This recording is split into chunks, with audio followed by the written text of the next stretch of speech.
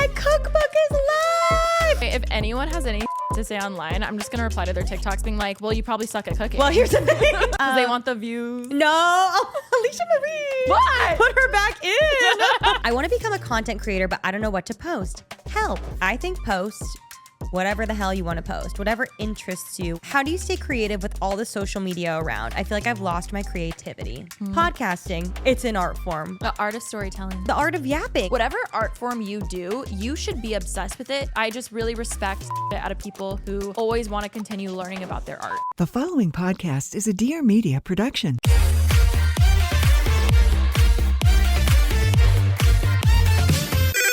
Pretty basic. Hello everyone, what's up and welcome back to Pretty Basic. My name is Alisha Marie. And my name is Remi Parsons. I'm just so curious how many people actually don't know who we are. Not that we're cool, but like coming to the podcast, I'm just so curious if there's any actual organic listeners who are just like, oh, I found this cool podcast. Just like, oh, on YouTube, they're watching, Yeah. I don't know, like Or the like most beautiful, Spotify, like they type Apple. in like most beautiful women in the world, and then Yeah. we pop up, and they're Yeah. like, oh my God. They're like, wow, I found this niche, these niche creators. yes. You know? And then they love the show. Yeah. Hi, welcome. I just feel that way because every time we introduce ourselves, you know. I think it's technically April Fool's Day today, by the way. Oh my God, April Fools. What's the best like April Fools you've ever done to someone? I don't know if I've ever done one, to be honest. I feel like they get me more than I get yeah. to do it to people. Every year I fall for it.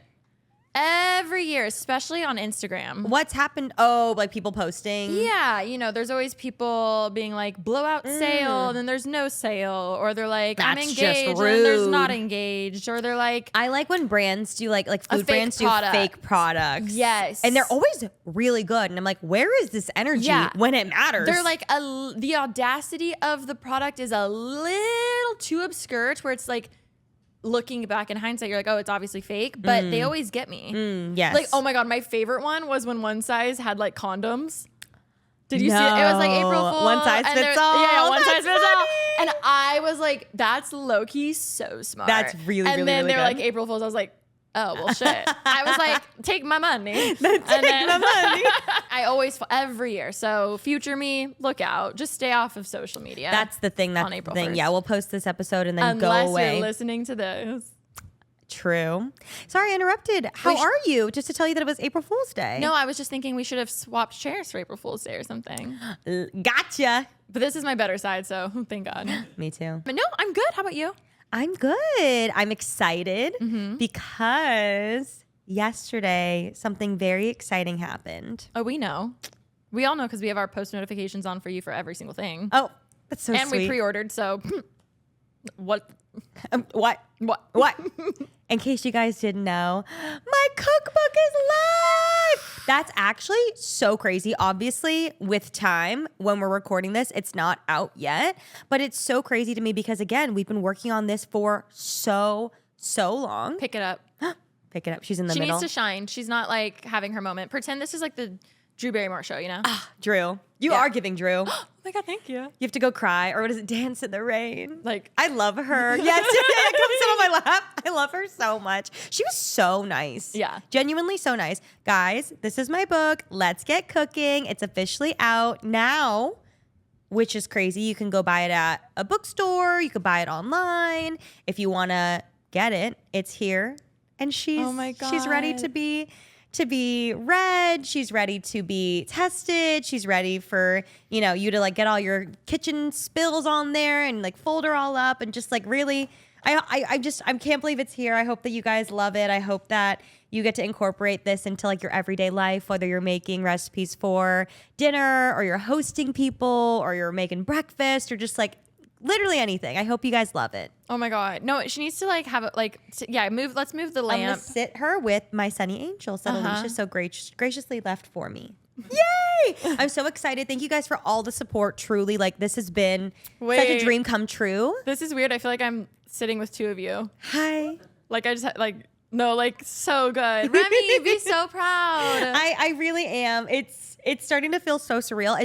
It was such an idea and then such a secret for such a long time that it feels so weird to just like talk about. Like I'm having an out of body experience right now to talk about it now in the present, also of it being out. Like that's crazy. No, I've seen you work so hard on this for years, so I'm so happy for you. Like this is such a exciting, and it says Parsons too. It's so crazy because I just remember like years ago it was like, oh, Remi Cruz cookbook. I know. And then it's like, wait, we gotta add Parsons. It's pretty crazy. Even like writing all of the blurbs like in the beginning, you know, like my little synopsis, or even like in the anecdotes and things that each recipe has, I was thinking in the future tense of like, oh, by next year I'll be making content for 13 years. By next year I will be married, so it's my husband, Cal. Like in the future like that, it was pretty crazy. Oh my God, no. Oh my God, everyone go order your book. Linked down below, obviously.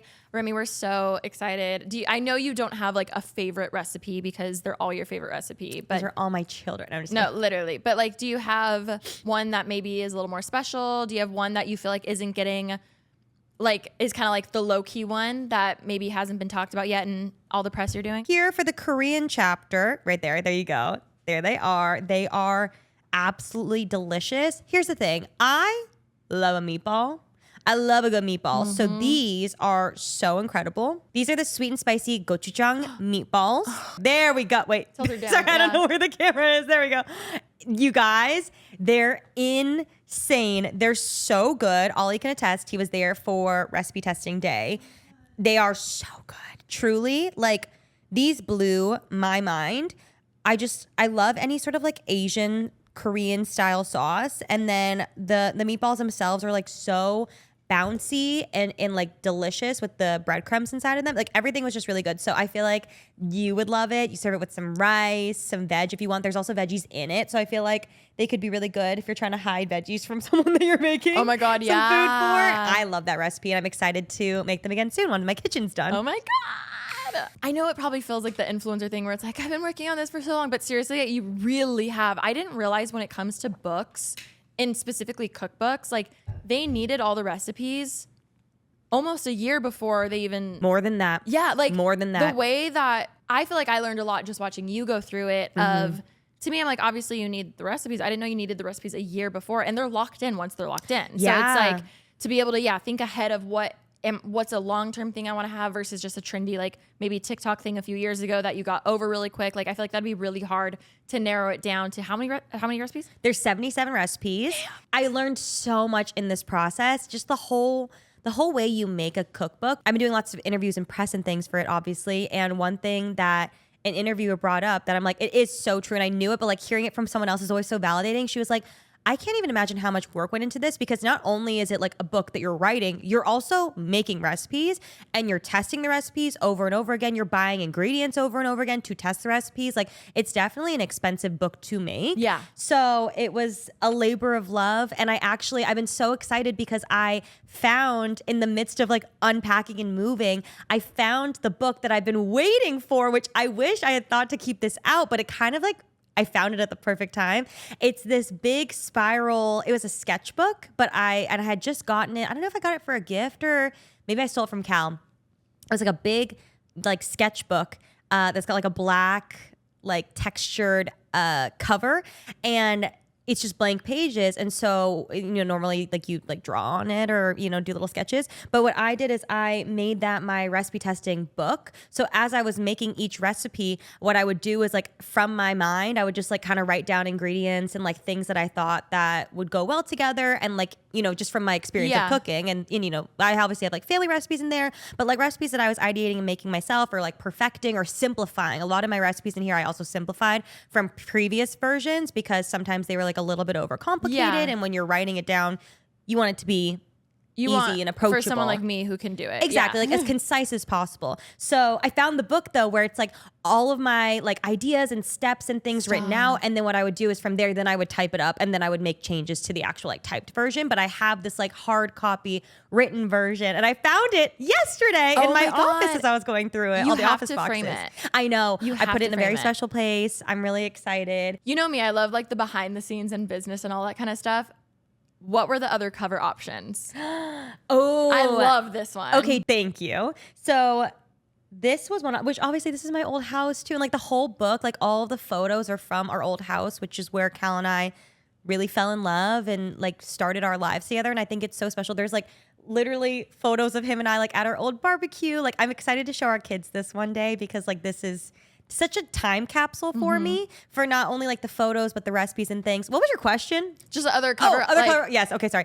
Other cover options. There was actually another photo in here that is at the beginning. I really loved this photo. And so a lot was left up to my editor also, because obviously like he's the expert. Yeah. I really loved this photo too in my old kitchen. And it's me eating the Korean chicken sandwich that I keep talking about. Or not eating, I'm just smiling with her, but it was delicious. And it was also such a crazy experience, like being on set and doing like the photography portion, because all of my friends who have written cookbooks, so this was another option, but we ended up going with this one. I also found this you look shirt. stunning. Thank you. I found this shirt when unpacking my closet the other night, and I was like, I'm keeping her forever. For the archives. This is a relic at this point. I know, like, Kim with her like the Polaroids. Yeah. It's just a this museum. one shirt. Yeah. This one shirt.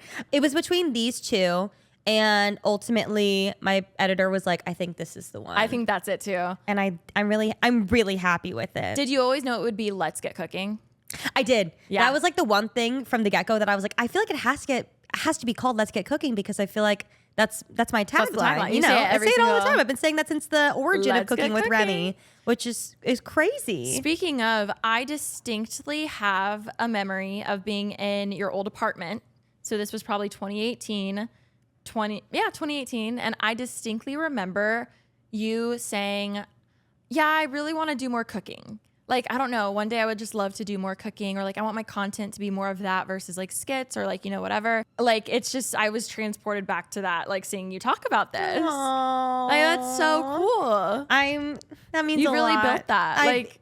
I feel like I've been doing it for so long now. I forget a time when I wasn't doing it, but like there was such a time where we were doing skits and things like that. It's just been such an amazing adventure, and I've been doing like a lot of just self-reflection, because obviously we're going on the book tour soon, and I know I'm going to be asked a lot of interview questions, so I wanted to just like sit down and think about what I want to say. I'm still working through it, but I feel like I found so much confidence in myself in the kitchen. Just from like, I was even saying on an interview recently how we like went to the doodle class or the sketching class recently, and I was like, I'm just like not good at drawing. Like, it's never been my forte. I grew up doing art classes. I was always not the best. I always felt like a little You're not insecure. I'm not great though, but I've never felt insecure, but I was just been like, oh, I'm very well aware, like this is not my forte. Like, this is my art form, like cooking and making things for people in my life, and like seeing the reaction on their face when they get to try something, like that's my art form, and I think what I excel at. And so and I found so much confidence in myself, because I'm like, oh my God, I can do this. But also I'm 100% self-taught. Like, I learned how to cook because I was on my own and I needed to eat. Like, because I was like, wait, my mom's not here anymore to cook for me. Like, if I can do it, anyone can do it. Again, when you said you want to do more cooking, like I knew you enjoyed cooking, but I had no idea you were this talented at it. Aww. Like, truly. Like, I remember you being like, I want to do more cooking stuff. And I was like, oh my God, cute slay. Yes. Like, and it's been really cool seeing you blossom through that. So I see that confidence, but it's crazy because now, again, looking back too, like, you're always the person, if someone's sick, you make them soup. Like, it's your love language, So seeing that you had that realization, like, I so see that, and it just makes so much sense to me. Thank you. Like, it's just crazy. I'm like, how did I not put that? It's like, this is your art form. I mean, to be honest though, in 2018, I knew I liked cooking, but it's taken me so long, like, or all these years of cooking so many meals for myself or for Cal or for you or for my family, for holidays, for parties, for dinner on a Wednesday night. Like, it was a slow burn process, and I still have so much to learn. I mean, I wasn't even there for most of it. I mean, I saw you doing it, but kind of from a distance. The process of actually trying a recipe, how many times did you have to recipe test one recipe? Like, testing each individual recipe. Yeah. It varied, because some are like recipes that I know like the back of my hand. Some I was just thinking and then would just like get in the kitchen and just like throw stuff together and like mix things in a bowl and be like, let's see how this goes. For instance, the strawberry shortcake bars, which you guys actually recipe tested the first batch of those. Do you remember those? When you, Zane, and Heath were over. Remi. I forget why you guys came over, but this was like probably a meeting for like before we started the pod. I think it was it was a long time ago. I think maybe Camping video? I think it maybe was the Halloween costumes video. Oh my God. There was some time that you guys came over and I was like recipe testing, and I was like, can you guys try these and let me know what you think? And like, they're huge sweet tooth, so it was so nice to get their feedback. But that was like the origin of that was me just like throwing things together. Wow. And then I was like, oh wait, this actually kind of tastes like the Mastro's butter cake. And so it was like, that was so fun. I was like, oh my, I wasn't even like intentionally trying. I was just kind of like, what will happen with this? And then there were some recipes where I was like, ooh, I have this idea from something I've tried at a restaurant or something that I enjoy eating out and I want to recreate it at home. Like, let me try that. Or it would be me like on my computer writing things down, being like, ooh, I think these things would go well together. So there was kind of like, it varied. I would say some recipes I tested like 10 times. Some I didn't even necessarily need to test because I've tested them throughout the years. And like, those are like tried and true recipes of my family. Do you have a recipe that's like, that you did for Cal? There's one that came to my mind that's not necessarily for Cal. One thing that I made for Cal, because I made this for him like forever ago and he talked about it for so long, was the kimchi pork belly panini. Cheese panini. No, that's like, Remi, that's I want Cal. that. I That's want like that. Cal and I coming together in a dish. But like, I made that. There's so many dishes that were for him, but Like one Midwest, like grilled cheese and then the kimchi. and pork belly. Boom, right in the middle. That sounds amazing. It's like our Venn Oh, diagram. that sounds amazing. But I will say, what the reason why I like hesitated was because there's a recipe in here that's actually technically his. That it's his turkey burgers that he made for us on one of our first dates ever.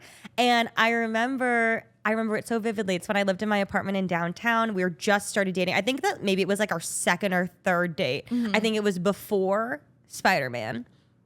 And he was like, I want to cook you dinner. I was like, okay, sure.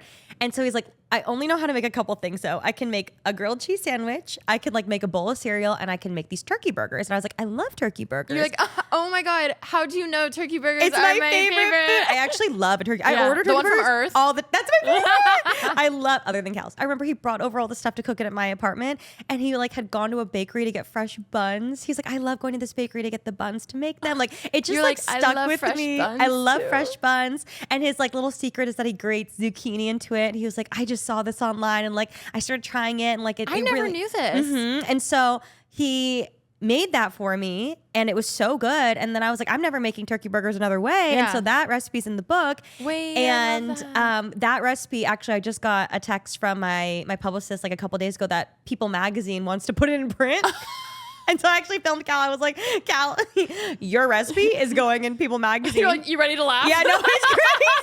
But it's an amazing recipe. That's And that's so the thing. It's cool. like, this is so special to me because it's so many recipes that have come from my brain and like things that I just like randomly ideated or recipes that are like things that I'm inspired by. But there's also so many like family recipes in Yeah. here. Oh, I So love that. It's like a little time capsule of the Cruz Parsons Wu I love this family. because obviously not everyone's able to go to the book tour. So it's like maybe they got a little sneak peek. Because I feel like we've talked about your cookbook a lot, but we never really like dove into it. Yeah. It's for really you. fun to talk about. I Yeah. feel like I'm like, Feels like a yearbook. I was so nervous. I've been so nervous. And I've talked about like just having imposter syndrome as someone who's not, I have not gone to culinary school. Like I'm not, stop. no, but like I definitely feel that sometimes, especially when like there are so many chefs. I don't consider myself a chef. I consider myself just like a home cook. But like there are so many people who have cookbooks who are like, like, you know, have gone to culinary school or like classically trained or, you know, their books are like just like so, I don't want to say like serious, but just like professional. And this book, I will say, it's just fun. And it's kind of just like my personality in a book, I would say. So No. like I'm starting to feel more confident in it and like talking about it. And like I need to like forgo the imposter syndrome because it's just for fun. And like cooking should be fun. No, because here's the thing. You don't need imposter syndrome for anything, first of all. Second, what would help your imposter syndrome? A degree or some culinary no, I guarantee someone who has what you think would help you still has imposter syndrome because it's just True. how we like, you know, no. No. Also, I'm sorry, but like you could cook something in there and then I can cook it and it'd be horrible. And that only talks about my own skills. But no, first off, no. Wait, no. You made the crunchy French toast the other day and it was really good. Yeah, and you made yours next to us and yours was 20 times But how better. many times have I made it? The thing is, if you just keep practicing, it'll But get that's better. what I'm saying. Like, no one can give shit on it because if it's bad, they made it horrible. Or they have horrible taste buds. You know what I mean? Like, look, some people come out with music and you're like, ooh, you know, that's not the best. But like, if I cook something and it sucks, it's my fault. No, I think that it's just room for improvement. No, I think it leaves room for improvement. I'll say it. No. We're going to go easy on ourselves and we're going to have fun. I can't wait. If anyone has any shit to say online, I'm just going to reply to their TikToks being like, well, you probably suck at cooking. Well, here's the thing. here's the thing, people will, and I've learned that with putting out products, it's like Because they want the views. no, Alisha Marie, What? put her back in. Sorry. People are gonna have opinions, I won't and do that's that okay. at the book tour, I promise. Do it. I won't My get fired publisher's for sitting there. No, honestly, like I'm so I excited for appreciate the you. protectiveness. I do. People are gonna have opinions, but like also, You've never cooked something I don't like. we also have different taste buds. I mean, I'm happy to hear that, and that's okay. But also, like, cooking is customizable. I feel like sometimes when I watch my content back that like I post of like cooking, I stress so much. I'm like, well, you could do it this way, or you could do it that way, or you could do it this way, or you could do it that way. Because I'm like, I just want to make everyone aware. Like, yes, I recipe tested every single recipe in this book, and I thought they tasted great. But Yeah. everyone has different taste buds. Yeah, so even like parsley on pasta. It's like you don't I don't have like to add that. cilantro. But a lot of Exactly. people need the step by step. that's why I try So my best. yeah, some people it's hard to think outside the box of like, oh, I can customize this how I want to. Yeah. Which I get because you're like, oh, just add a little bit of butter, and I'm like, but how much? And that's the thing. It's like I try to tap my brain into I'm that. so glad I could help you. No, it really is helpful. It's No, yeah. it's good like perspective to have. You're like, perspective oh, to have. You can't eye it? No, it's good to know. You don't know what 2 tablespoons looks like? Ooh. You're like, found my demo. I'm kidding. Going back, how I know you were burnt out a lot by this at times, just because there were deadlines that you had to keep up with, and it was so like there were a lot of headaches and stuff. What's something you just like any advice you have for someone who's starting a project, whether it's a cookbook I would say or any project? I mean, but- I guess I can only speak to writing a cookbook, but there are with books in general. I actually did like a little seminar recently with this college course where they're literally like writing cookbooks, like their dream is to write cookbooks, and they were so cute. But what I told them is like, there are so many deadlines when it comes to writing a book. I only know specifically cookbook deadlines, but I'm sure with any book, obviously you need to turn in like drafts and things like that. For me, the best way and how I did this, which this might not work for everybody, but this is what I did, was I knew I needed X amount of recipes, and I knew that I told my publisher too. I remember like the first time, like one of our first meetings, he was like, so you're going to get these deadlines. Like if you need to push, it's fine. Let me know. And I was like, no. You're like, push. I won't Don't be know pushing. her. Like I put that pressure on myself for some reason. I did meet it. I'm very proud of myself. I met it, but like I didn't need to be that serious about it. Like he was like, look, like everybody's usually late. Like it's okay. But at some point, you need to have them. At some all point, you in. need to get it Yeah. in. And so what I did is I like put the deadline in my calendar, and then I worked backwards from there, and then like regimented my weeks around how many recipes I needed to get done to meet the deadline. So some weeks, basically like on weeks where we didn't have pods or weeks where I had like a lighter workload, then I would do more recipes and tested that over and over again. And then I would also like wait time and then retest them again later. I also got them professionally tested also because I wanted to make sure I had other people trying them like professionally. And then also I was giving like recipes to people in my life to be like, hi, can you try this? And like, let me know. So that was really nice to know also like other people are trying it. So I'm getting other like points of view and other like notes and just things like that. So that was really nice to have also, because if it was all me, I think it was like too much pressure in case, you know, it went out in the world and someone's like, this is bad. I'm like, well, shoot, that's all like on Yeah. me. Whereas it was nice to have other people's point of view. Yeah. But yeah, I would basically like regiment my schedule around that. So I guess if I was giving any advice, that's what worked best for me with my schedule. On weeks where I knew we had like back-to-back podcasting and Patreon stuff, then I would only put like one recipe test on the calendar or none. Yeah. You know, just depending on my workflow. I tried my best to also give myself weekends because I didn't want to burn out. Yeah. But I did feel a little burnt out, but that's okay. For me, the recipe testing was laborious and it was tedious and it took a long time. I'm also sure expensive with the grocery And it was prices. expensive with all the groceries over and over and over again. But we appreciate you testing them multiple times to Duh. make sure. I hope that you like them. But also, it really like reignited my love for cooking. And seeing it as an art form. Yes. Like one small change drastically changes the recipe. Absolutely. And I think it also really just drilled into my mind that like every recipe is customizable. Like, for instance, a lot of these recipes also are tailored to my taste buds. But also, like, if you want more of something, use more. If you want less of something, use less. Like, if you don't want it at all, omit it completely. Yeah. Like, I think that's something good to keep in mind when cooking in general, especially if you're following recipes. Yeah. And also, like, yeah, I'm sure your cookbook is very different from Snoop Dogg's cookbook. Like, and you know what? That's on just, you know, That's on King. but like, obviously they're going to your book because they want your taste buds. Do you know what I mean? That's true, Like, actually. That's why I'm like, you don't need imposter syndrome. Wait, Snoop that's so Dogg true. would be like, chill, girl. What do you mean? You're like, take a hit. Let's hang out. Yeah. Relax. But, okay. Thank you for the interview of the cookbook. You guys My can see me publicist at is going to love that. You guys can see me at the New York show. Alisha Marie will be interviewing me at the New York stop of the book tour. I'm so excited. But, I mean, talking about burnout, I feel like that kind of like, you know, brought up in my brain a conversation that we've been talking about a lot lately offline of just like social media in general. I saw that you guys gave Ash, you and Marissa gave Ash like a presentation on how to be an influencer. Wait, we did. Which also you gave that to me a few years ago. That was, I mean, I feel like I could have done a better job then. Oh no! You know what? There are things that I remember from it. I don't know if I always do it because I just went back to my like my natural roots. But you told me to start videos, not saying like hi, just getting straight to it. Yeah. I always have to say hi. Wait, no, I get it. And I think, oh my God. So we had for those of you who didn't see, and it was funny because everyone was like, did you film this? And I really realized I should have filmed it because it was so much fun. You know me, I'm always like wanting to just help teach. I'm like, let's brainstorm. Let's have like a little brainstorm session and like get coffee and have our journals and just come up with like ideas and all this kind of stuff. And I was talking with Ashley and she was saying, she was like, yeah, I would love for you if you want. Because I was like, oh my God, can I please just help you one day? I want to get out of my head. And one thing I think I'm learning is that's something that I really enjoy is just like in another form of me being creative is helping other people with their channels in some way. Such a giver. No, like, but like I just like, it's fun for me. So I like begged Ash. I was like, oh my God, hear me out. And I said it in a nice way. I was like, can we like sit, we can brainstorm, we can like full rebrand, whatever you need. She's like, oh my God, please. I feel like I could use that right now.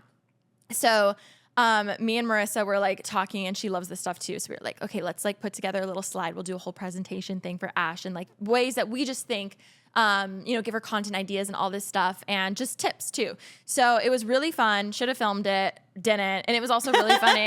Should have filmed it, didn't. I like to challenge myself getting out of my own brain because I feel like with this job, it can be so self-centered and it's so much easier to give other people advice than when you're like, I should do this video, but how is my voice in there? Like, it's so easy just to be like overwhelmed and clouded when it comes to you and your own brand because you are yourself. Yeah. And it's that fine line of like, who's the brand versus who am I as a person? And it can just get overwhelming. So it's really fun for me to help other people because it gets me out of my head. Is that selfish? I don't know. I love it. And it gets me out of my head thinking of me. And I'm like, so much easier to come up with ideas for other people sometimes. It's mutually beneficial. No, so I love it. So we went full out. We did the presentation. We were like, we did a whole deep dive too of just like some of her recent videos and stuff. And it was really cool because I feel like that's one tip I gave her again was I feel like if you've been around and you've been posting content for a long time, it's just so easy to feel like you have to start or things can feel cringe or you're just like, hi guys, or you think of like, Team 10 Forever Go where it's like, blah, blah, blah, blah, blah, and you're just like, how do I get out of, I want to change, but these neural pathways are just ingrained in my brain of how to do a video versus if I was starting a channel today, my approach would be very different. And how can I train or exercise my brain to not be in how I'm used to doing things? And this can go with anything. It doesn't have to be YouTube, but like whether it's your job or just, even how you react to situations. Like we all have like our pre-programmed things we're used to. And it's like, how do I get out of my head? I've always wanted to do a class or a workshop, or I'm also doing Artist Way right now to like, it's like a booklet to get, refine your creativity and stuff. And I remember whenever we would do like those YouTube summits, I was always like, there needs to be a class of untraining your brain from what you're used to be able to like flip a canvas upside down and how would I today, fresh slate, make a YouTube video. Like all these people now who are making TikToks or TikTokers, like to them, a video is like a short form vertical video. To us back in the day, and it took years to unprogram myself, it was a 15-minute or 10-minute YouTube video that had a intro, body, and paragraph. It'd be like, hi guys, here's the video I'm gonna be doing, blah, blah, blah, blah, blah, blah, blah, blah, blah. You're gonna love these DIYs. Anyways, let's get to the video. Yeah. Then it'd show the body of the paragraph. Then there'd be an outro. And it took so long to just untrain your brain. So I was explaining this to Ash and I said the same thing. I was like, look, film whatever, like the art is in the editing. If you have to sit and be like, hey guys, what's up? Welcome back to my channel. Just cut it out. Yeah. Like if it is so hard for you to start it any other way, you can film it, but just cut it out. It's okay. And she was like, okay, I really like that. And then especially with TikToks and hooks and all these things, it's like I get very in my head when it comes to like, okay, the first 2 seconds are the best 2 seconds. And if I don't get the best possible optimized title, people are going to click out. So like I'll sit there and I'll stutter. I'll say 5 things different ways. And then the next thing I know, it's a 15-minute long clip and I've barely started a damn TikTok that should take 2 seconds. So one thing that I've learned that helps me, and again, it's different for every single person, but do the hook at the end. Like film your video, just start talking. And then you can, once you know what the actual meat and whole video is about, then you can go back with your hook. Also, maybe say 4 different hooks. That's interesting that you do it that way. For me, I'm like filming, and then I go, that's the hook. And then I'll usually say it in the video so that my editor knows beginning. See, and that's why it's so important to have other creative friends, even if they're in different like worlds or whatever, because you get to learn different things that work for other people. So it's like, just because one thing works for me may not work for you and vice versa. But hearing that, I'm like, love that. Yeah. So instead of sitting and having to be like, okay, what do I do? Yeah. It's like, oh, that's a great hook. Let's say that. And sometimes that happens for me. And other times I'm like, what am I talking Absolutely. about? You know? Yeah. So we did like a hook 101 for Ashley, and we were like, you said this would be better. Or like, you know, make sure to use SEO and captions. Like you're teaching the algorithm what your video is about. And it's better, I personally think, depending on how you want to grow, I think it's better to not post 5 times a day, just shit videos and have a little more quality to it just because, you know, it's so oversaturated. So you need to stand out somehow. Was there anything that you guys said that Ash was like blown away by? Honestly, I think the main thing was, I should actually ask her. Calling Ashley Nicole McDonald. Hi, we're on Pretty Basic. We're recording. Yes. Pretty okay. basic. So I was just talking about how we did the boot camp 101 with Mars. What Rem asked if like the main thing you kind of like took away or like you were gagged over. Was there anything? I feel like there were so many things. One, I felt old. No, like I know I am, but like especially having Mars there, I think just like hearing socials from her perspective was just like, oh, I think I knew I was kind of like, oh, maybe it's time for a refresh. And I was just like, I'd be like gentle on myself. And then I would like, during our boot camp, I was like listening to her talk and I was like, oh, it's been time for a refresh. You're like, oh, I thought I was ahead of it. Ahead of it. I was just like, I think in my head it wasn't that bad. And then listening to her talk, I was like, oh, I think it's that bad. It's not that it's bad. I think one thing we really stressed was like people just don't care about aesthetic cute shit anymore. Like and if they do, they want personality in it. So it's like the importance of just because something has views, but like people want to connect to you. So to like find ways where you can connect to them versus just like, oh, that's a pretty girl on Pinterest. You know what I mean? Yeah, and I think what's hard is the like aesthetic stuff is still stuff that I still eat that up. Mm-hmm. Like I love it. Like I love a good shot. I love a good photo. I love like an aesthetically placed anything. So I think I still love to follow and consume that content, but that doesn't necessarily mean like my audience does. So yeah, I think that was something I needed to hear. It doesn't mean I can't like create that stuff still. I think it's been really helpful this entire like last week. I've been pushing myself to like create stuff that's like a little bit different for me, and it's been fun. Yay! I love that. I can tell you're like excited. Yeah, I'm like I'll like go to type something out, and I'll be like, no, that's like a normal font. Let's switch it up, and it like feels weird, but in a good way. No, I love it. I love it. This is my love language. I love it. Yeah, if you like watch anything I posted recently, you'll be like, that's a weird sound effect for her, because it is. No, but like, because it is. No, oh my God, obsessed. Thank you for sharing. We're so proud. Everyone go subscribe. She sounds really happy. Like she sounds excited. No, it's good. I think it's important for like anyone to just get out of their head and like ask for help and see different perspectives. Like I honestly think that's the main thing. And even like when I had TK working for me, like it was so nice just hearing how someone else thinks it should be done or could be done. Yeah. And it really helps you get out of yourself and not take things personally, where it's like, oh, these views are my worth, and oh my God, I'm irrelevant, and oh my God, it's like this influencing career is like drying up, and like it's so easy to get into that negative headspace and just start spiraling. Yeah. Versus like seeing it as a business where you're just like, okay, that's not working. How do we change this? How do we evolve? Also, I think like not pigeonholing yourself is a big thing too. Even like talking about the book, like obviously, yes, I make cooking content. I vlog, I do podcasts. Like this is just a facet of what I enjoy doing. And sometimes when I thought about like, oh, in my mind, I had to kind of like remind myself that because I'm like, oh, I'm not posting enough like cooking videos. I was like, well, I do more than cooking videos. Yeah. I still post very consistently on like all other platforms with just whether it's even a food review to cooking something. Like I do a lot of different things in the food realm, podcasting. Like it's okay to do a bunch of different things. That's totally okay. Yeah. I think Ash could also still, if she loves her aesthetic stuff, post her aesthetic videos and then also post other videos. Yeah. Have fun with it. 1000%. So it was really good. It was fun. One day there will be a masterclass. We'll work I can't on wait. it. I want to be there. We do have some questions from you guys. We asked on Instagram to ask us if you needed any advice in the social media world, and we do have them. So let's go through a few. Okay, first one.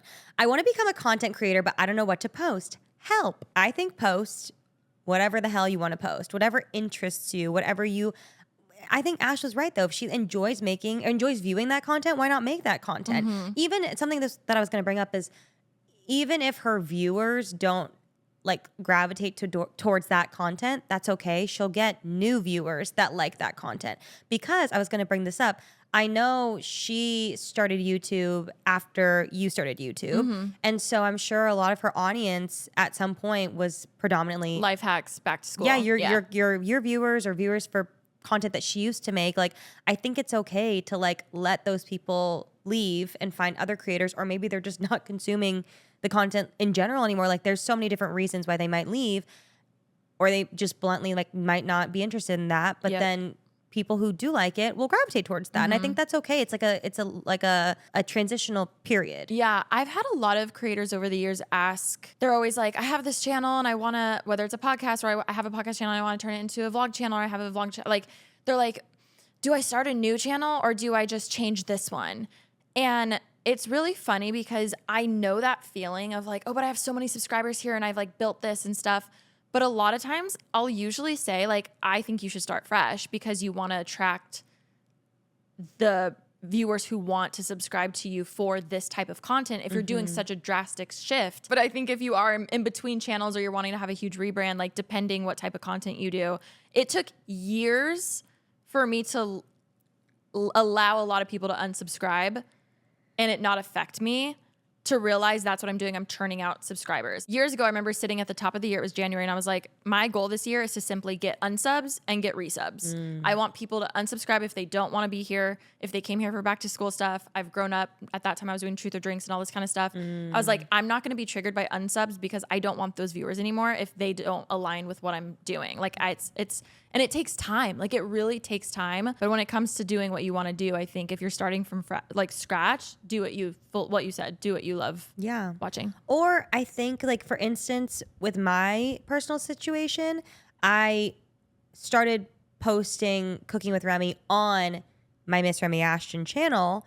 And before I started like the full like series of like cooking videos, which I haven't done in a long time, and I'll bring that back.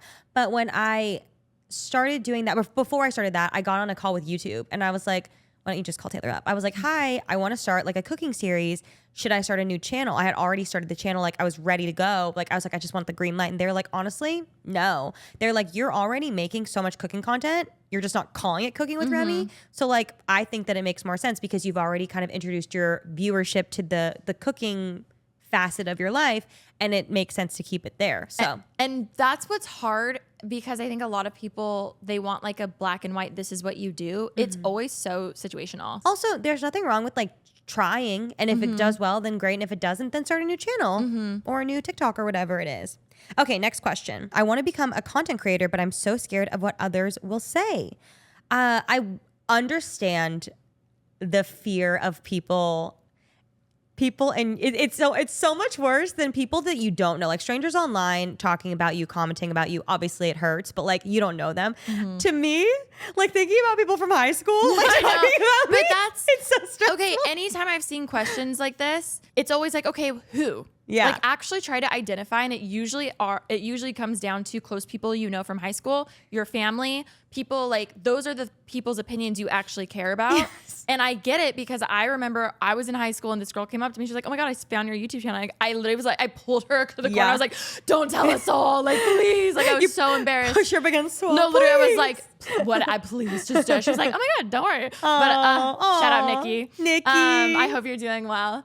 Love her. But yeah, I get it. I think what's hard is it's not that necessarily will ever go away. You just kind of learn to stop caring or stop giving them power. I will say YouTube was one of the biggest tools that helped me not care what people think.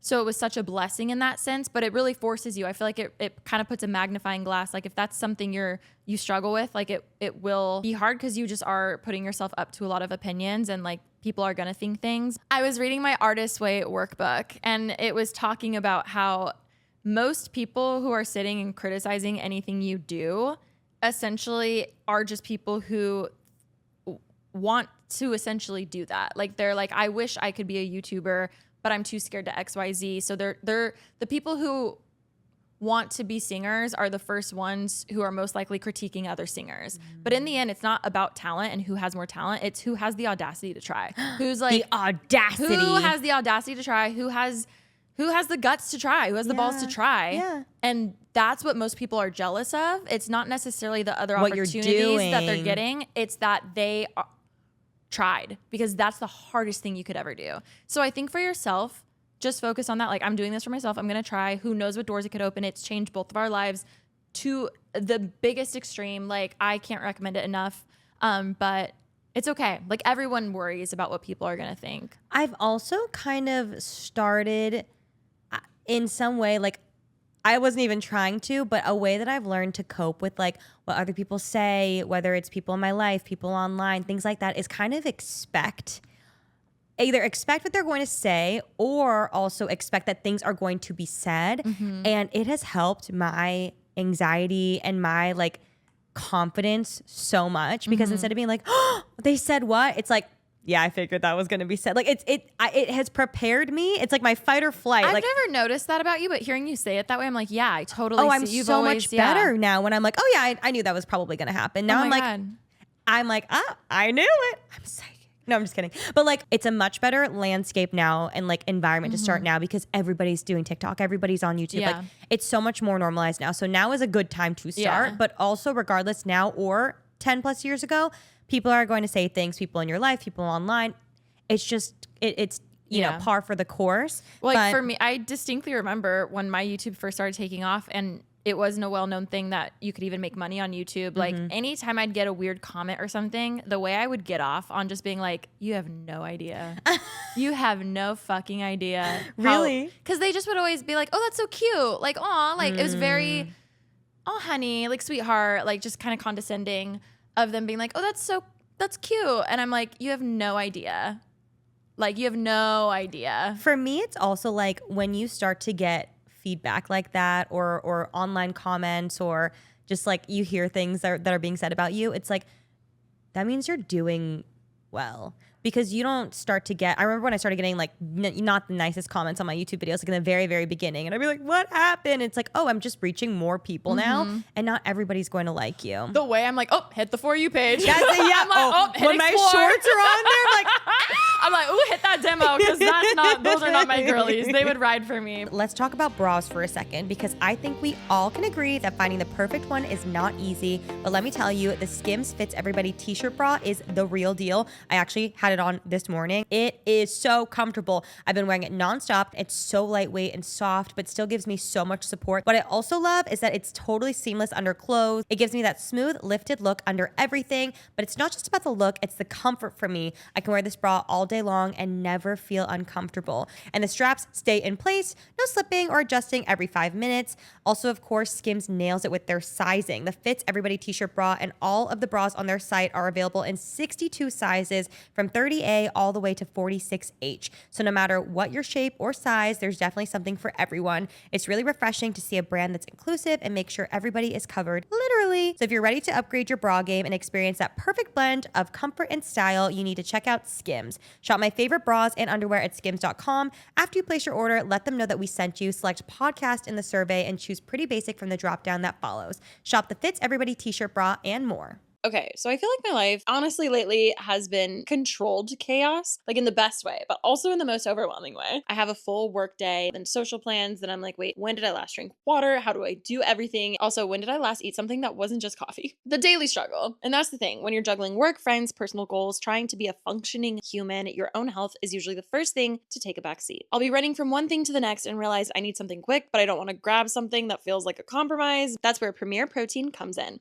It's honestly my go-to for that exact moment. It's the perfect, convenient way to get the fuel I need without slowing down or overthinking it. And can we talk about the taste for a second? Because it's a healthy choice that I actually want to make. It doesn't taste chalky. It doesn't feel like a punishment. My personal favorite is the cafe latte. I know, big surprise, especially in the morning when I need a little protein and a little caffeine moment. It's amazing. But they also have chocolate, caramel, vanilla, strawberry and cream, cake batter. Like, it never gets boring. So many options. And it's a smart choice too. With 30 grams of protein and tons of delicious flavors, Premier Protein isn't just for those who get after fitness. It's for those who get after life, because this isn't just about the gym. This is about having the fuel to say yes to the joyful parts of your life. Whether that's squeezing in a quick workout, having the energy to host a craft night, going on a long walk with my dog Rosie, or just making it through a really full day feeling good. With a wide variety of flavors from cafe latte to cake batter, it's easy to find one you love and keep things exciting. So find your favorite flavor at premierprotein.com. That's PREMIER protein.com, or at Amazon, Walmart, and other major retailers. Okay, we all know how crazy life can get sometimes. And honestly, Taylor Farms chopped salad kits have been my lifesaver lately. You guys know this. I talk about them all the time, but between work, social life, and just trying to stay healthy, it's so hard to find time to prepare a full meal, especially not skipping meals. But anytime I have a Taylor Farms chopped salad kit in my fridge, it is so easy. It's super nutritious and without the hassle of prepping and chopping, and it saves my life. They make eating healthy so fun and easy, no mental energy. I love how it actually feels satisfying, not like one of those sad salads that, you leave hungry, or it's just lettuce with like a tomato in it. You can tell that these are quality ingredients, and it feels like a little treat every time I make one. Plus, they're perfect on the go days when I'm running between shoots or errands, especially because they have all of the ingredients separate. So it's not going to be a soggy salad later in the day, because I know a lot of you don't like a soggy salad. I'm not going to lie, I do sometimes. Okay, come at me. I highly recommend the Asian chopped salad kit. It's super crunchy with cabbage, kale, and those like crispy little wontons. Oh, so good. And everything's pre-washed, pre-cut, and ready to go. Some days I just toss it all together as is. But also if I'm feeling like, I want to be a little more filling, you can always add like grilled chicken, extra veggies, rice, etc. You can totally customize it. Taylor Farms is where convenience meets freshness, hands down. I mean, it's not just convenient. It's also a little bit of self-care, Knowing you're fueling your body with something good, especially when life gets overwhelming. It feels like you're taking care of yourself without any extra effort. Also, did I say there's 30 flavors? So you'll never be stuck with a boring salad. Plus, they're available at all major grocery stores, so it's easy to grab and go, whether you're on your lunch break or you're headed to work or, just doing your normal grocery shopping. You're seriously missing out if you haven't tried these yet. Trust me, once you try them, you'll be hooked. No more stressing over what to make for lunch or dinner. They've done all the work for you. If I can do it, you can too. Grab a Taylor Farms salad kit and get your salad together. There's days I'm like, I'm relevant. They're talking about me. And then there's days where I'm like, I should quit. It comes with the territory. Yeah. It's just a part of it. Ooh, this is tea. What is something behind the scenes that you wouldn't know you need to do or know about?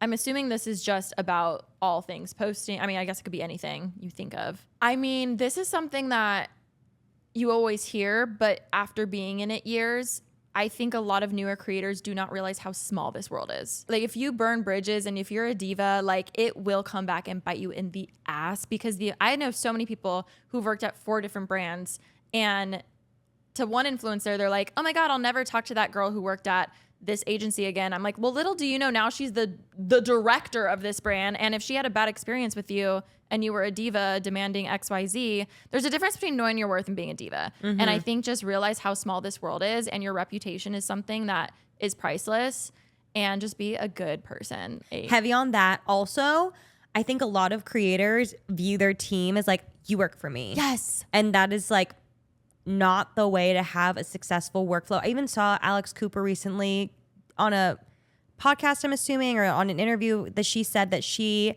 like wanted her lawyer and her agent to hate each other. Yeah. Which, I mean, seems to be working for her, but that's definitely To each not their how own. you and I Yeah. operate, which I thought that was interesting because when she explained why, I was like, oh, that's not how I like, that's never worked for me, or Yeah. I've never had that actually, but like that's not what I would want personally for my flow. I think I would feel super Yeah. anxious about that I'm when I had to if get I on a was call getting with $100 someone. million deal, maybe, but no. I agree. I think realizing that they're all relationships and it needs to be mutual. And it's like Yeah. if one person isn't, We're all uplifting each other. yeah.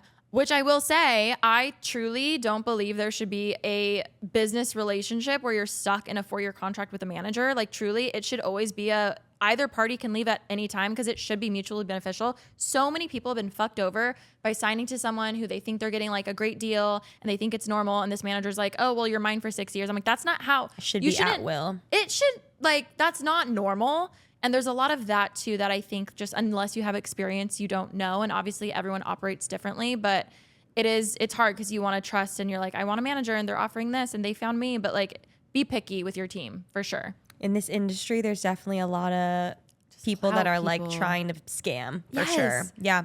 Listen to your gut for sure. Listen to your heart. When it comes for you. Any tips on consistency and avoiding burnout? P.S. Love you guys. Love you. I have a lot to say, but I also don't want to ramble for 20 minutes. Ramble. Ramble. If you know, you know. I think the biggest thing that's helped me with consistency is seeing things as quarters or seasons, like quarter 1, quarter 2, quarter 3. And it's like, okay, the next few weeks are going to be crazy. And it's going to be, whether it was back to school season forever ago or it's festival season, or I'm going to focus on this content for this time, and realizing like things are ebbs and flows. You have to have rest periods to be able to stay consistent or do this for years. Like if you do 5 videos every single day, and I've said this before, but I just thought it was crazy when TikTok first came out, like TikTok stars and influencers would be burnt out in 1 year versus what took me 10 years on YouTube. And I thought that was so crazy, but I'm like, but they're posting 5 times a day, and doing that as a bare minimum forever just won't last. And then you get these cool opportunities and it's like, well, how can I do these cool opportunities if I'm still needing to post 5 times a day and and you have to get to a point where you're able to delegate and have someone help you. And I think that's something I wish I learned sooner. Obviously I learned it when I needed to learn it. Taking a day off does not mean you're breaking being consistent. Like it's actually imperative to continue being creative for sure. Yeah. It's even like when you think about working out at the gym. Yes. When you've got your workout routine and in your mind, you're like, okay, if I work out every single day, I'm going to get way stronger. It's like, no, your body actually needs the recovery time to build the muscle. Like you need those breaks. I think for me, consistency, something that I'm trying to focus on right now after this move, because I've been so in it, but like is quality over quantity. I think sometimes in my life with short form specifically, I'm like, oh, I need to just get videos out. But I look back and I'm like, oh, I'm actually like not obsessed with those videos. I felt like I was more so checking a box, which I do think sometimes it's okay if you're trying to grow. When TikTok is pushing creators that post 5 times a day, then maybe that is the strategy for a little bit, but it's okay to like switch up. Yeah. Now I'm working on, when I start filming things again, I want to really focus on quality. And also I think like avoiding burnout it's okay to take breaks. I feel like you and I are firing on all cylinders all the time between 2 podcasts, 2 YouTube channels, and TikTok and Instagram and things like that. And I feel like I never would let myself, what? I was like, ooh, that's a lot. It's a lot, but like I think there was a long time where I was posting, I've talked about this, like my main channel, I was posting content because I felt like I had to and I didn't actually love it, and it very much felt like checking a box. I was like, you know what, I'm gonna take a break so that when I come back, I'm like genuinely excited and I'm back in that mindset where I'm like, I can't wait to make long form cooking videos again. Like I'm excited to do that. I'm like, I enjoy doing it on TikTok and I still will do them on TikTok here and there, but like I'm excited to like act like I have a Food Network show again, but I needed like a little bit of a break because I wasn't loving it. I wasn't loving that format. I always loved the cooking, didn't love the format for a little bit. Yeah, that's helped me with burnout is like, what video do I want to post right now? Like what video actually speaks to me? What would get me excited versus like, oh, here's the list, fine, I'll do that video. Like it comes across when you're actually invested and into something. So like right now I'm really into my Ikebana vases with my little flowers. And I'm like, you're going to see a TikTok on it. But it's because I'm excited about it. And I feel like that shows so much. And quality videos that you're excited about versus doing 10 just to do them. Like there's no comparison to me. Absolutely. I fully agree. Oh, okay. I love this one. How do I get past the quote unquote, it has to be perfect to post mindset? I feel like it holds me back a lot. That took me years. years. I remember being like, I'm so over my perfect Instagram feed, and everyone, including Meta, is telling me not to care about a cute feed, but it's ingrained in me. I'm like, why? It's so hard for me. I don't understand. I feel like it's different for everyone, but I think one thing that helped me, at least with my YouTube videos forever ago, was like, it'll never be perfect. I would spend hours, days on a video, and then I'd upload it. I'd put a date wrong. Like something would be wrong where I'm like, damn it. Like there's always going to be something, and it's never going to feel finished. So I think just accepting that what's perfect in your eyes, like 99% of people won't even notice like how it was supposed to be. They also don't know what was cut. They don't know what you could have had. I think there's a lot of times where I'm like, damn it, I wanted to have a third camera drone shot. And then I'm like, well, no one knows that I wanted that. So they don't know what's missing. Like they don't know. That was what I took away from wedding planning. And honestly, the cookbook too. Yeah. Both things where I was like, well, I want to add 15 ingredients to this recipe. I think it'll taste so much better, but like, this ingredient is either A, harder to get, or B, just it's another cost added. But like, and yes, it might like enhance the flavor, but it's not necessary. And when you're making a book, you want it to be, again, simplified and easier for people who are new in the kitchen or, whatever. And I took that actually and I applied that to my wedding because there were so many things that I was like, oh my God, well, this would be sick if I did this and that and da da da da. And then it was like, well, wait a second. It might be, but this is just an idea in my head. No one knows. For instance, I didn't actually think this, but I'm like, let's do a Disneyland fireworks show. No, yeah. You know what I mean? And then it's like, oh, well, we can't do it. It's so expensive or la la la la. And I'd be like, in your mind, you're like, well, no one knew I was planning to do a Disneyland fireworks show. So no one's missing that. But it's a really good I've applied that now to so many parts of my life. Oh my God. No, this is one of my favorite things you can like apply to yourself, even personality wise. I was watching this clip and this girl was saying, a fan came up and was like, I really wanted to say hi. I'm just really shy. And she was like, never say that again. Because up until you said that, I would have thought you're super direct. I would have thought you are worked so with the courage to do charismatic. it. Like you label yourself so quick before, like other people don't know like what's a struggle for you or what's a weakness. And it's like, especially when it comes down to your personality, no one knows you're shy until you say you're shy. Yeah. They could just think, oh my God. I've even had people be like, I never knew you were shy. I just thought you were like confident in the corner. I'm like, no, I'm shitting bricks in my head because I'm like, I'm so scared, I'm anxious. But I'm like, you never, like people don't know. So I think, I use that in so many ways in my life too. It really helped my mindset with so many things. I would say also regarding this question, here's the thing. I'm type A. I'm not a perfectionist though. Like I've never really struggled with like, it's not good enough to post. It's not good enough to post. So also because in my mind, social media and like the digital landscape moves so quickly. Like even watching you, I would watch you like stress over a video for so long and then you'd post it. And yes, the videos were beautiful and amazing, but then it's like, okay, well now we got to work on the next one for next week. Like it's so fleeting. Like I don't think it's worth stressing over when nothing is ever going to be perfect. So post it and you can learn from it too. You can learn little tricks and things that will then you can apply to moving forward to make things quicker, easier, more efficient, but nothing will ever be perfect. Ooh, wait, I like this one. What is a starter pack business-wise? Example, manager, handling deals, PR training. Illy. I've never had like proper PR training.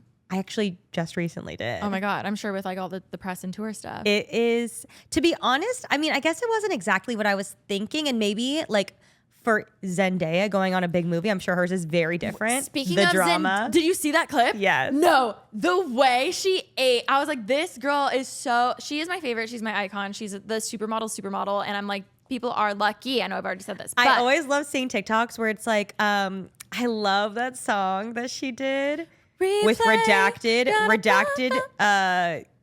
collab, but it's don't know your name, but do I know? Oh yes, I love that song. But I love when people put that on TikTok. They're like, "You're so lucky she picked acting." No, and all the models, "You're so lucky she picked acting." So lucky, it's true. She is the trifecta. She's amazing. I saw this TikTok also. Like, obviously, it's not public knowledge, but like this year, she's going to be making like the most money in her career because she's got the drama, Euphoria season 3, Dune part 3. She's got other things too. I feel like there was something else she was in. Spider-Man. Like insane. All in one year. I love her. Sorry. Yes. No. Media training. Granted, I guess it's different for everybody, but mine was like just very conversational. Yeah. The clip I saw with Zendaya was people were obviously there's speculation about like the wedding and her and like her actually getting married and And the question was on the carpet for the drama, and the interviewer is saying like, okay, any advice for other brides? Obviously, this is a time to talk about her own wedding advice. You know, I'm sure people would pick that apart and find drama in it. And she goes, as Emma, basically being like, as the character, I would say, make sure to have a DJ because that caused a lot of drama for the plot. Like, and I was like, damn, that was They were so on it. She's just so elegant and graceful, and I think she's my number one to come on here. Do she you never think- would, but like I would literally just be like, hi. Do you think La Roche got chewed out after on the carpet when he's like, you missed it? Like, that's what everybody thought. I think there's such a ride or die. Like, Yeah. I think he wouldn't have said it if it wasn't That's what I allowed. hope. I hope I agree. Yeah, I believe that. Starter I also pack, though. love the Miss Z's. Oh my God. They're the comfiest. They're the comfiest. Abby got them for her award that she got the other night, and she was like, they're the Miss C's. I was like, those are the Zendaya shoes. She's like, that makes No. so much sense. They are so comfortable. And the bottom red part, you don't have to get redone because it won't That's what scratch. she said. Yeah, no. So I need to get them in nude because I have them in black. Why didn't they start doing that earlier? I don't know, you know. That is you know. crazy. What was your, like, the timeline of your team that you brought on? Like, maybe that will help people? Yeah, I would say for at least influencers, some people do it different. I think start with a manager. And again, don't just go with the first person who reaches out to you. Like, I would truly wait, realize the value you have, grow. I think really focus on that foundation of like you and your brand and your creator. And then really, when you do start looking into managers, like interview a few people, like find someone who you agree with, who helps sees where you want to take your brand and your vision, instead of just being like, I don't know, I'm down for anything. Like, find someone who sees you where you're at, but then also sees where you can go and where that's aligned with your vision for your brand. Because I think it's easy for managers to come in and just be like, oh, we can make easy money from them, and that's all they see you for, versus someone who can really see you in the future. But yeah, I would say manager first, find someone you trust. Then I would go into agent eventually once you want to do bigger things. But even, I don't know, it's so different for everyone. Manager and lawyer, I think, should be first.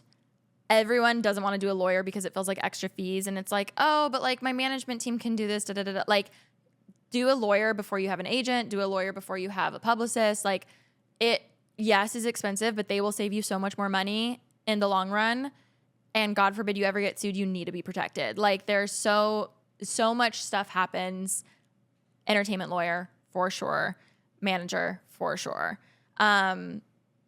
From there, I would wait a year or two. I mean, it depends on your timeline, but I would wait until you feel like you want to do a bigger project to get with an agency.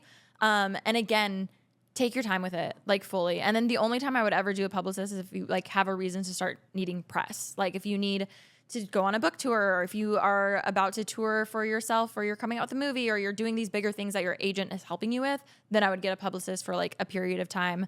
But as far as like actual just like brand deals and stuff, you obviously can do that on your own. But there is a lot of back and forth, and I do think it's important to have a manager help you there. I always say a manager is like someone who kind of holds your hand daily and you talk to them daily, and an agent is someone you talk to maybe once a week when you have bigger opportunities. But yeah, start with the manager for sure. Ditto. Last question. How do you stay creative with all the social media around? I feel like I've lost my creativity. Ooh, I mean, kind of what we were saying earlier, like find other creatives, or even they don't have to be influencers or other, you know, maybe it's not someone who's into cooking, but maybe it's a musician. Like just getting around other creatives, I think, is the biggest thing for me. And it is really nice too, getting someone who's kind of out of your wheelhouse of like, let's say you do lifestyle stuff. It's so nice to be able to talk to a musician. You're like, oh, you're still creative and you get it, but like you have a different point of view. I think that's something that's super helpful. For me personally, I really just try to bring it down to like my why and like why I enjoy doing this.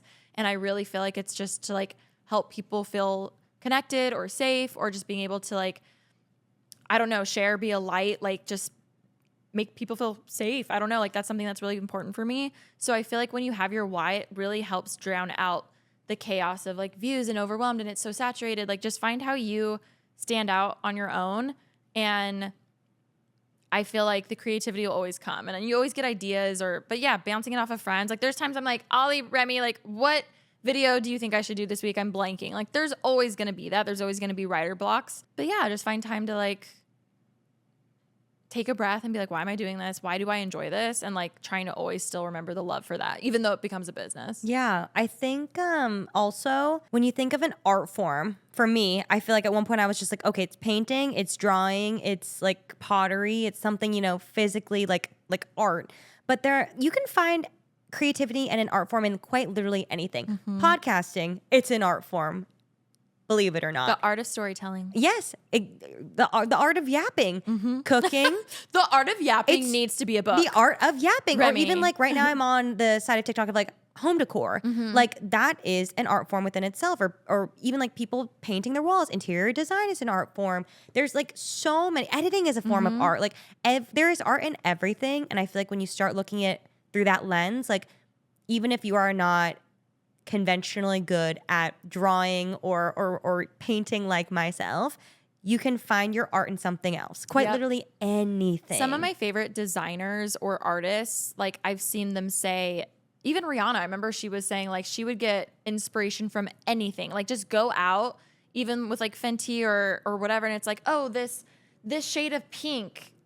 Wow, I got inspired from this chair. Like you can literally get inspired from the clouds. You can get inspired from the textures of this microphone. Like when you flip your mind to have that, like how can I just soak up and find inspiration, like it change versus trying to pump out content. Like I remember hearing too, like you have to be able to breathe, like inhale, exhale. Like you exhale that content, like taking in as much as you're putting out. Yeah, you at some point you lose your breath and you have to inhale, and that's being inspired and like taking time to be creative, and then you can exhale, aka put out more content. Like you have to, it's like it's a flow, and you have to do both. I'm gonna see something kind of tea. Oh, go. I think also you need to be consuming content also. And you need to love consuming content to make good content. Like there are some creators who do not consume content, and you can tell. Remi? Because it feels very like, what's going on? No, I just saw an interview from a podcaster who was like, yeah, I don't even listen to podcasts. And I was like, that's not a flex. Yeah. Imagine, I'm so sorry. Imagine the biggest pop star being like, yeah, I actually don't listen to any other artists. That is not a flex. That is not a flex. And I think that has something to do with people thinking the internet can be cringe and all this kind of stuff. Whatever art form you do, you should be obsessed with it. You should want to learn about it. That triggered me because I was just like, I lose respect for people who don't appreciate the arts. And when you are participating in an art and you are getting monetized and making money from an art, feels like a cash grab if you're doing it. You're not actually loving it. It's not a flex. Like I don't like imagine a sports player being like, yeah, I don't like basketball, but I'm here. It's just like, okay, what do you want? A round of now I'm unsubscribing. Like I don't know. It really bothers me, and I think that stems from people wanting to feel like It sounds like they think they're too good for it. And again, I think that goes to like, oh, it's cringe, but it's like, it's not. I just really respect the shit out of people who always want to continue learning about their art in all forms, whether that's consuming, whether that's creating history, whatever. Like I admire that. And I think they're the real MVPs. I fully agree. Well, with that, hope you guys took away some little tidbits from the episode. With that, we post every single week. And we do also listen to podcasts. We love. And can't wait because next week I'm going to recap, speaking of podcasts, Going On Smash. I'm really excited. You guys, when I talked about Going On, like a lot of you guys are excited. Thank you so much. I've lost so much sleep thinking about this episode of Smash Mouth. Also, I got an NDA yesterday, so I'm going to make sure that I don't violate it with what I'm saying right now. You're like, so I'm sure it's fine. But I'm really excited. Well, I'm going to go record it, and then we'll chat about it after. Cannot wait. It's going to be so much fun. And with that, love you guys. Catch you next week. Bye. Wish me luck.